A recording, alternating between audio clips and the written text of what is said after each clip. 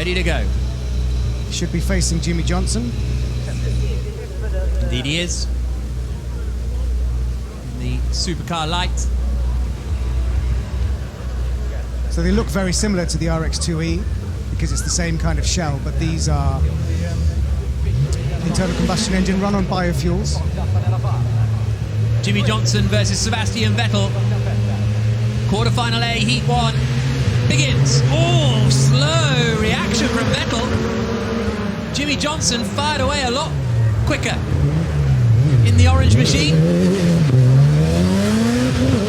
Gets on the power now, the back end sliding as he comes through, ploughing through the snowbank almost. Vettel up the other end of the course, coming around the Husky loop.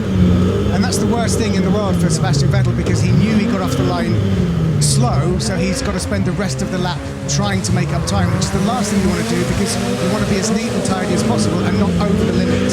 Here we go with Vettel about to swing right. A dab on the handbrake, or a dip of the wand, as they say.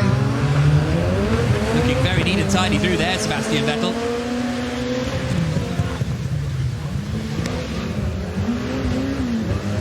Checker flag is waiting. He's just got one more corner to go. Johnson is sliding his way over the bridge. I think Johnson's going to get this one. Vettel is rubbing the snowbank, and it is Jimmie Johnson who takes it. 59.831. 2.2 seconds quicker than Sebastian Vettel. And you have to think that a lot of that damage was done with the slow start from Sebastian Vettel, but still a brilliant performance by Jimmie Johnson. It was quite a long reaction time, wasn't it? Yeah. And then playing catch up for the rest of the lap.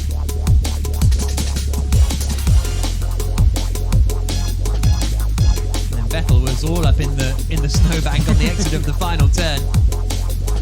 That was Johnson. He's really got it hooked up, hasn't he? NASCAR legend has started to try his hand in IndyCar as well now, making his debut at the Birmingham IndyCar Grand Prix. I think Sebastian will be frustrated with that, not just because it's a loss, but he loves this car. Speaking to him a couple of days ago, this is the one that he enjoys the most because, you know, he's got a secret yearning to do rally and rallycross at some point, so wanted to really get a good result in that car. Right, second heat in this quarterfinal is Colton Herta against Mick Schumacher. So it's 1-0 currently to the United States. What can Herta do against Mick Schumacher? Two youngsters after the two experienced drivers have had their run. There's the green light, pretty even getaways.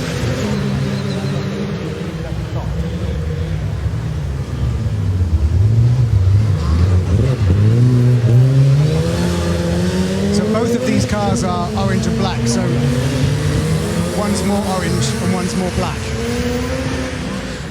Mick Schumacher's car has more black, and that is Mick Schumacher. And the flag on the rear wing as well. Hooks it around just about, nice and tight to the apex up there with Mick Schumacher. I'm intrigued to see if he uses the handbrake because the best way round that corner that we just saw is to use the handbrake, and I'm not sure that he did. Down into this bottom loop for Mick Schumacher. Oh yeah. So he's using the handbrake there, down this bottom hairpin. This one's going to be a tight one. Schumacher's looking in a strong position here, and he might just get it. Schumacher beats Colton Herta. 9/10 of a second between them, and it takes it to 1-1 between the USA and Germany. And Mick Schumacher's won all of his races so far, which must feel good.